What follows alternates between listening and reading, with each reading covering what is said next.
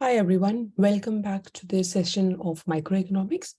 So we have completed the marginal utility concept, that is we have completed the cardinal utility, and today we are starting with ordinal utility, that is indifference curve analysis.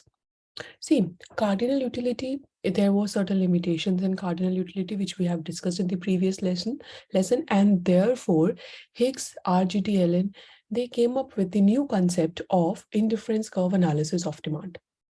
So we will discuss this theory now.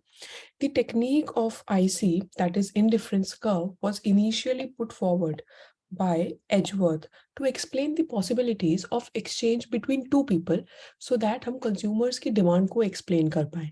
But actually इस theory को ज़्यादा we can say famous किया या ज़्यादा इसको आगे forward लेके गए by Higgs and RGT Allen in their paper a reconsideration of the theory of value. They criticized Marshall's marginal utility analysis and presented their own indifference curve analysis. So in 1939, Higgs reproduced the IC theory of demand in his book Value and Capital. See, ये जो books हैं या ये जो papers के नाम हैं, ये सारी चीजें नेट के MCQs के एस्पेक्ट से इम्पोर्टेंट है, इसीलिए हम इसको कर रहे हैं. Let us now understand what are the assumptions of this theory. In economics, जैसे कि साइंस में क्या होता है, हम एक कंट्रोल्ड एक्सपेरिमेंट कर सकते हैं, बट इकोनॉमिक्स में कंट्रोल्ड एक्सपेरिमेंट्स हम नहीं कर सकते, इसलिए हम कुछ अजम्पशंस लेते हैं सारी थ्योरीज के लिए. उसका मतलब होता है हम ये चीजें एज्यूम कर रहे हैं, और अगर ये अजम्पशन सेटिस्फाइड है तो ये थ्योरी सेटिस्फाइड रहेगी. अगर ये अजम्पशन सेटिस्फाइड नहीं है तो थ्योरी भी सेटिस्फाइड नहीं रहेगी. अब इकोनॉमी में हम कंट्रोल नहीं कर सकते. This is the main reason that why we take assumptions. Now, there are students who say, then why do we take assumptions if they are not related to the real world?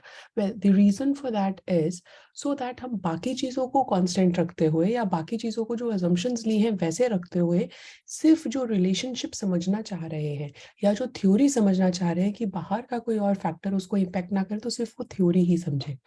ठीक है, इसको partial analysis भी बोला जाता है. So let us now discuss the assumptions of the IC analysis, that is ordinal utility. First is complete information. हम ये बोलते हैं कि कंज्यूमर्स को जो गुड्स के प्राइसेस हैं उसके बारे में कंप्लीट इंफॉर्मेशन होनी चाहिए, जो गुड्स की क्वालिटी है उसके बारे में कंप्लीट इंफॉर्मेशन होनी चाहिए, ताकि कंज्यूमर एक इन्फॉर्म्ड डिसीजन ले पाए. सो वी से consumer possesses complete information about the price of the goods, the markets, and the satisfaction to be obtained from them, etc., in various aspects of economic environment in which he finds himself. Second is rationality. Rationality मतलब एक consumer ऐसा decision ले prices को और income को देखते हुए, अपनी इनकम को देखते हुए, कि उसकी सेटिस्फेक्शन मैक्सिमाइज हो. अगर कंज्यूमर ऐसा करता है तो फिर वो एक रैशनल कंज्यूमर है. So we say that second assumption is rationality. Consumer acts rationally, that is, given the price and money income, he will choose the combination which gives him maximum satisfaction. Next assumption is continuity. Continuity का मतलब होता है that consumers are capable कि वो जितने भी goods consume कर रहे हैं उनको वो rank कर पाए एक particular combination में. So we say that assumption of continuity, that is, consumers are capable of ordering. Indifference curve analysis को हम ऑर्डिनल यूटिलिटी भी बोलते हैं, और उसका रीजन यही है ताकि हम इसको ऑर्डर कर पाए. सो ऑर्डरिंग और रैंकिंग ऑल कंसीवेबल कॉम्बिनेशन, मतलब जो भी कॉम्बिनेशंस वो कंज्यूम कर सकता है of goods etcetera to according to the satisfaction that they yield. Fourth assumption is ordinal utility.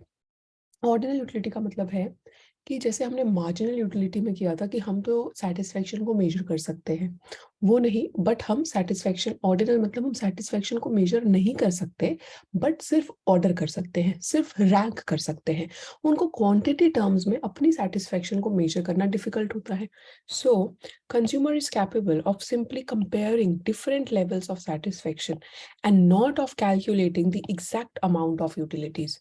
And so he cannot tell by how much he prefers one good to the other good, or by how much he prefers one combination of goods as compared to the other combinations of good.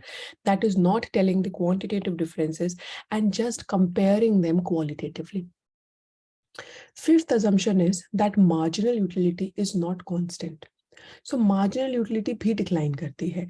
So law of diminishing law of marginal utility money की भी decline करती है. Law of diminishing marginal utility applies to money as well.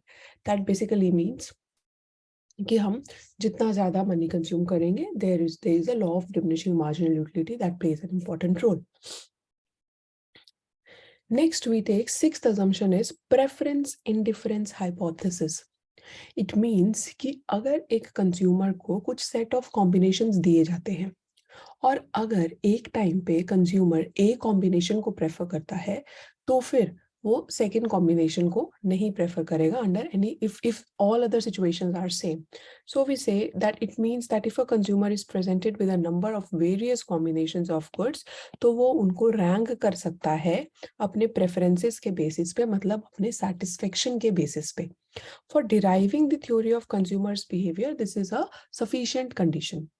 Next, we take seventh assumption is that consumer formulates his scale of preferences independent of the market prices and of the goods, keeping in view only the satisfaction जो वो derive कर सकता है इन goods को consume करने के बाद. तो वो अपनी इनकम को कंसिडर नहीं, वो अपने मार्केट प्राइसेस को कंसिडर नहीं करता, सिर्फ इस चीज पे वो रैंकिंग करता है कि मुझे कितना सेटिस्फेक्शन मैं डिराइव करूंगा अगर मैं ये गुड कंज्यूम करूंगा तो. In different combinations, in consumers' preferences, some combinations will occupy the same place.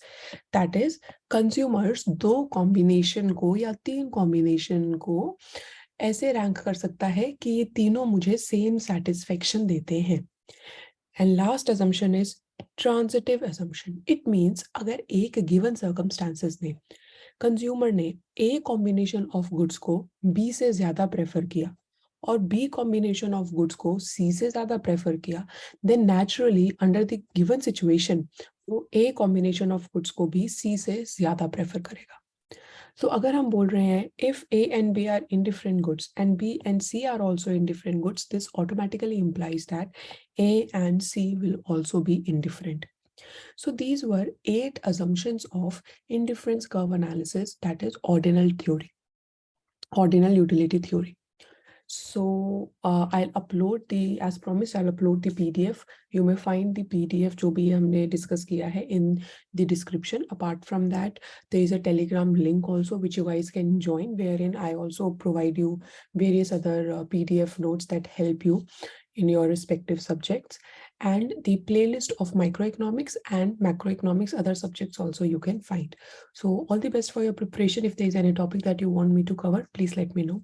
Take care.